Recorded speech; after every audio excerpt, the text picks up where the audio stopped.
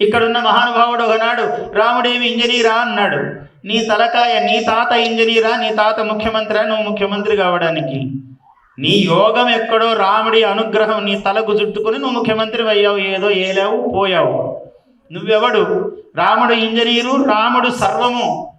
మాకైతే ఇలాగా మీరందరూ ఎలా ఉన్నారో అలా అన్నప్పుడు మాకు ఇలా రక్తం ఉడికిపోయింది, వీడెవడు రా అనడానికి అని.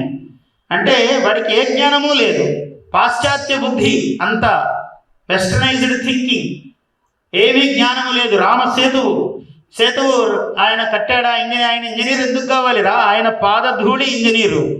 ఆయన పాదాక్రాంతములై ఉన్నటువంటి వాడు నీలుడు, మైందుడు అనేవాళ్ళు పెద్ద ఇంజనీర్స్. వాళ్ళు ఎంత లోతులో ఏ రాయి తేలుతుందో వాళ్లకు తెలుసు. అలా రామసేతు నిర్మాణం, రామ భక్తి, రామనామానికి ఉన్నటువంటి శక్తి అది.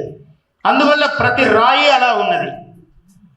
అలా సేతువు నిర్మాణం చేశాడు.